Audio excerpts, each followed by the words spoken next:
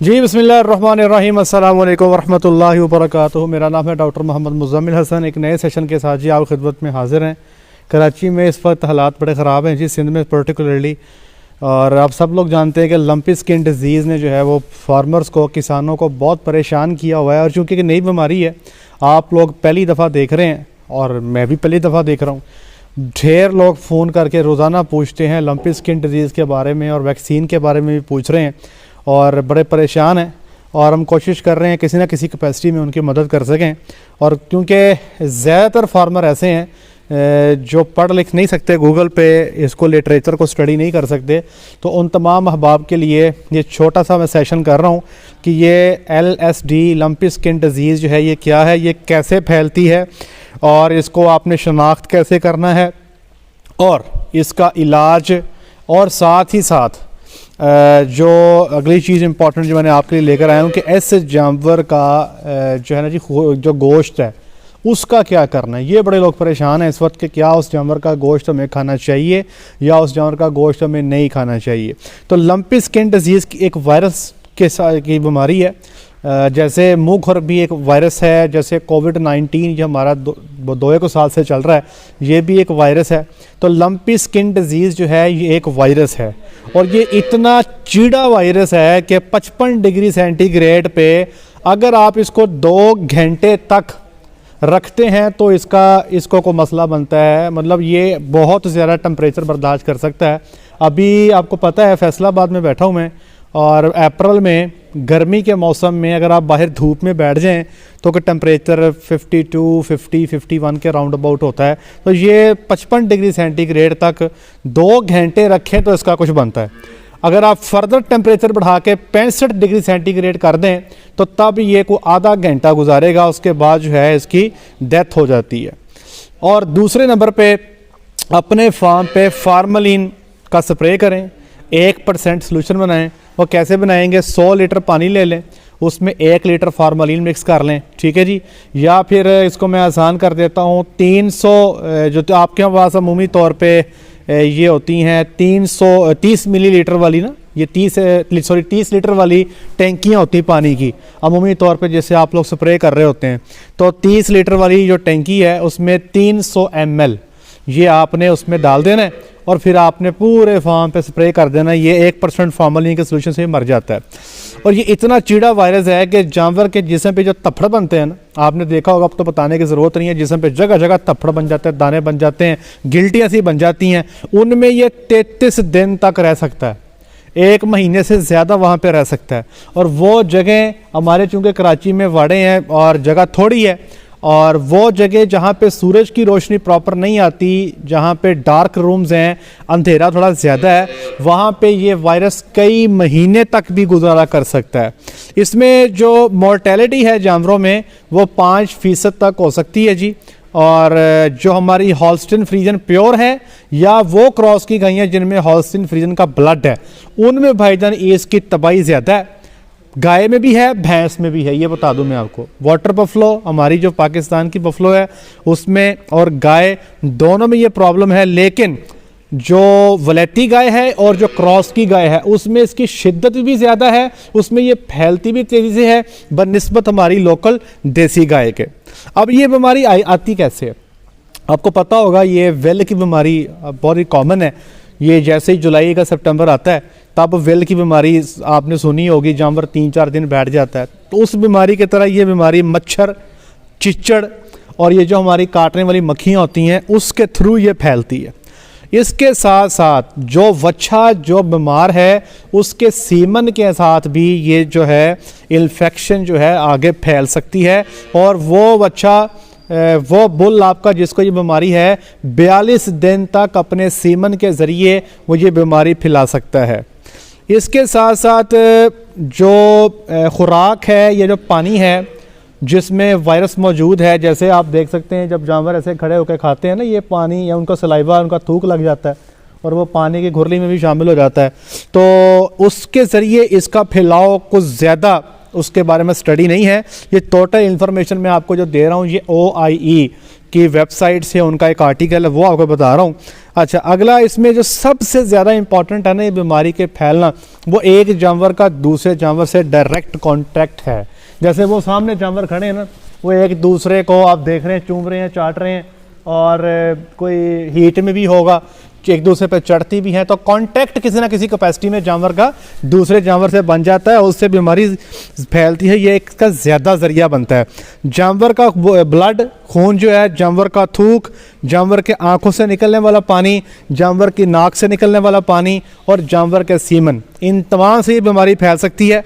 और इंटरेस्टिंग बात यह है कि एक रिपोर्ट अब तक दुनिया में ऐसी भी है कि माँ के पेट में जेर के ज़रिए ये बच्चे में भी ट्रांसफ़र हुई है, इसकी एक रिपोर्ट मौजूद है। अब इस बीमारी को आपने पहचानना कैसा है, शनाख्त कैसे करना है? इस बीमारी में जी जानवर का टेम्परेचर बढ़ जाता है, 105 106 तक चले जाता है, जानवर को का दूध कम हो जाता है, जानवर डिप्रेस्ड हो जाता है।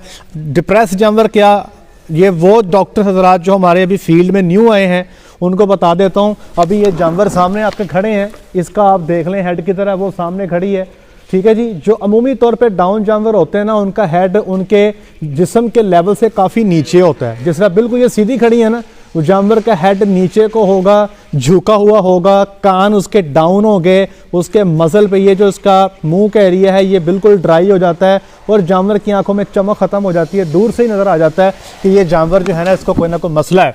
जानवर खुराक कम कर देता है, खाना पीना कम कर देता है, इंतहाई कमज़ोर हो जाता है, मुंह से पानी निकलना शुरू हो जाता है, आपको लगेगा पता नहीं मुंह खर हो गया, ठीक है। इसी तरह ये कंजक्टिवा, आंखें सूज जाती हैं और पूरे जिस्म पे जो है ना वो तप्पड़ से बन जाते हैं, जिसको गिल्टियाँ टाइप आप लोग बोलते हैं, वो बन जाते हैं। कुछ बाज़ औक़ात कुछ जानवरों में छोटी गिल्टियाँ बनती हैं और वो खुद ब खुद ख़त्म हो जाती हैं। अगर ये बड़ी गिल्टियाँ बन जाएँ तो ये फिर मेरे भाई कई महीने तक भी जो है बाद में ये वहाँ पर मौजूद रह सकती हैं। इसके अलावा जो खसिए हैं, टेस्टिकल हैं, जो मेल के बुल के, वहाँ पे भी जो है ये पानी सा भर सकता है, एडीमा हो सकता है। जानवर के पीछे सूज जो है, पेशाब वाली जगह जो है, उसका एडीमा हो सकता है, मतलब पानी सा भर जाता है। जानवर की जो ड्यू लैप है, जो उसकी झालड़ है, और उसके पाँव के दरमियान में वो जो आप जगह नज़र आ रही है, अब मुझे नहीं पता आप इसको क्या बोलते हैं, ये दो पाँव के बीच में जो सीना छाती सी बाहर निकल रही है, जो ब्रिस्केट रीजन है, यहाँ पे भी एडीमा हो जाता है। आप हल्का सा आपको ये जगह जैसे पानी से भरी हुई, उभरी हुई महसूस होगी। इसके अलावा जानवर के सांस की नाली में, जानवर के फेफड़े में, जानवर के मुंह में, जानवर के जो पूरा खुराक का रास्ता है, वहाँ पे भी जो है ये लीजन्स जो है ये बन सकते हैं। अच्छा, बुल्स के अंदर ये बीमारी जो है भाई परमानेंट इनफर्टिलिटी, मतलब ताहयात उसको जो है ना जी इनफर्टाइल कर सकती है। इनफर्टाइल का मुराद कि वो दोबारा जो है ना वो बच्चा पैदा करने के काबिल नहीं होगा, उसके सीमन से बच्चा पैदा नहीं होगा। बाद औक़ात ये परमानेंट मुस्तकिल ख़त्म हो जाती है, बाद औक़ात कुछ टाइम पीरियड के लिए ये ख़त्म हो जाती है। अमूमी तौर पे प्रेग्नेंट जानवर जो हैं उनमें भाई अबॉर्शन हो जाती है, बच्चा गिरा देते हैं, और वो जानवर जो बच जाते हैं जो प्रेग्नेंट नहीं है, और अमूमी तौर पे उनमें एक लंबा अरसा जानवर जो है वो हीट में ही नहीं आता, इसको हम एनेस्टस बोलते हैं। क्योंकि एक जानवर ने जब खाना ही नहीं, पीना ही नहीं, उसके पूरे जिस्म पे छाले बन गए, कमज़ोर हो गया, डिहाइड्रेटेड हो गया, इस जानवर को अपनी प्रॉपर सेहत पूरी करने के लिए कम से कम 2 महीने का टाइम तो लग जाता है। जैसे ये जानवर हमारे पास जब आए थे ना जी, इम्पोर्ट के जानवर होते हैं, जब इम्पोर्ट हमारे पास आती है तो आपको पता है पाकिस्तान से अमेरिका आते आते इनको कोई महीना लग जाता है, फिर कराची से फैसलाबाद आते हुए कुछ 36 से 42 घंटे लग जाते हैं। तो आप यकीन करें कि इन जानवरों पे हमें 2 महीने टिका के इन्वेस्टमेंट करनी पड़ती है, खिलाना पड़ता है, फिर जाके इनके रंग ढंग नज़र आते हैं। और हमने ये नोट किया है कि वो जानवर जो यहाँ पे पहुँच के 2 महीने से पहले बच्चा दे देते हैं ना, मिसाल के तौर पर आज जानवर पहुँचा है, महीने बाद बच्चा दे दिया, 10 दिन के बाद बच्चा दे दिया, वो कभी भी अपना पूरा दूध नहीं दे पाता।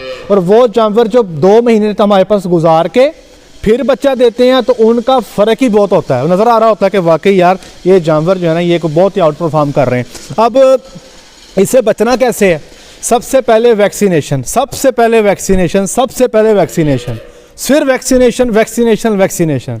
जैसे कोविड-19 में सारी चीज़ें आपने सुनी होंगी कि अपना सोशल डिस्टेंस रखें, मुंह पे मास्क लगाएं, ये वो अल्टम पल्टम बहुत सारी बातें सुनी होंगी, लेकिन एक चीज़ जिस पे पूरी दुनिया कह रही है वो है वैक्सीन वैक्सीन वैक्सीन। यहाँ पे भी है वैक्सीन वैक्सीन वैक्सीन। अब दुनिया इस बीमारी को कैसे ख़त्म करती है? दो तरह की टेक्निक्स हैं। एक को हम स्टैंपिंग आउट कहते हैं। स्टैंपिंग आउट ये होता है कि मिसाल के तौर पे एक फार्म है, वहाँ पे बीमारी आ जाती है, सारे जानवरों को निकाल दें, सारे जानवरों को ख़त्म कर दें, वो चाहे बीमार हैं वो चाहे ठीक हैं, ख़त्म कर दें, ख़त्म कर दें, वो वहाँ से बाहर न जाए, ख़त्म हो जाएं। दूसरे को हम कहते हैं पार्शल स्टैंपिंग आउट। वो क्या होता है कि सिर्फ बीमार जानवर जो आए उसको निकालते जाओ, ख़त्म करते जाओ उसको, मतलब ख़त्म को निकालने से मुराद ये नहीं कि कसाई के वाले कर दो या किसी और फार्मर को दे दो, नहीं, इस जानवर को या तो दबा दें या दफना दें या इसको इसकी ज़िंदगी ख़त्म कर दें किसी भी तरीके से, ठीक है जी। फिर जनाब अगली बात, जानवर को अलहदा कर दें क्योंकि डायरेक्ट कॉन्टैक्ट से बीमारी फैलती है और जानवर जिस जगह पे मौजूद हैं आपस में, अब जैसे कराची में बीमारी आई है तो मेरा ये मशवरा है वो लोग जो कराची में हैं बराए मेहरबानी कोशिश करें कि जानवरों को पंजाब वाली साइड पे ना भेजें, क्योंकि ये बीमारी यहाँ पर फिर पंजाब में भी आ सकती है। और मुझे पता है, मुझे लग ये रहा है क्योंकि ये एक ऐसी चीज़ है जिस पे कंट्रोल करना शायद बड़ा मुश्किल होगा कि हम जानवरों की आमदोरफ्त इधर से उधर, उधर से इधर जो है हम रोक सकें, तो मुझे लग रहा है ये मुश्किल होगा। लिटरेचर ये कहता है कि अगर आप आमदोरफ्त रोक लेते हैं लेकिन वैक्सीन नहीं करते तो इसका इतना फ़ायदा नहीं होगा। तो वैक्सीन जो है वो सबसे इंपॉर्टेंट है जिस पे आपने बीमारी को रोकना है। अब आ गया इसका गोश्त। गोश्त के हवाले से मैं बता दूं कि FAO की रिकमेंडेशन ये है कि अगर तो जानवर को हल्का फुल्का मसला बना है और उसको बुखार नहीं है, फिर सुन लें, हल्का फुल्का मसला 2-4 गिल्टियाँ बन गई, बुखार नहीं है, तो जितना उसका गोश्त ख़राब है वो काट के फेंक दें और बकाया गोश्त को इस्तेमाल करेंगे, लेकिन खूब पका के गर्म करके इस्तेमाल करेंगे। अगर जानवर को बुखार भी है और उसके जिस्म पे तफड़ ज़्यादा हैं, गिल्टियाँ ज़्यादा हैं, तो भाई इस किस्म के जानवर को मेरे भाई आप गोश्त के लिए इस्तेमाल नहीं करेंगे। ये FAO की रिकमेंडेशन है जी। और इस जानवर को जो बीमार है अगर एक्सपायर हो जाता है तो उस जानवर को दफना दें, गड़ा खोल के उसमें चूना फेंक के फिर जानवर को फेंके, फिर चूना फेंक के ऊपर से मिट्टी फेंक दें, या फिर उसको इंसिनरेट कर दें। इंसिनरेट से मुराद ये है कि अमूमी तौर पे हस्पतालों में, ये जो जानवर वाले अस्पताल होते हैं वहाँ पे अगर कोई जानवर मर जाता है तो एक भट्टी सी बनी होती है जिसमें जानवर को आग लगा के उसकी, क्योंकि बीमारियाँ आपको पता है जानवर ऐसे आते हैं जिनको अजीबोगरीब बीमारियाँ होती हैं, तो बीमारी के फैलाव को रोकने के लिए फिर ये स्टेप लेना पड़ता है। तो या तो इंसिनरेट कर दें या उसको दबा दें, कोशिश करें कि आमदोरफ्त को कंट्रोल करें, और यही आप कुछ कर सकते हैं। अब जहाँ तक ट्रीटमेंट की बात है, कल मैं अगला लेक्चर ट्रीटमेंट पे करूँगा। अब चूँकि मैंने बीमारी को नहीं देखा, ठीक है, आप लोग बीमारी को पहली दफ़ा देख रहे हैं, तो मैंने इसमें यह किया है कि ट्रीटमेंट के लिए डॉक्टर मोहसिन साहब हैं सूडान में, उन्होंने ये बीमारी सूडान में कई दफ़ा देखी हुई है और वो इसके आउटकम जानते हैं।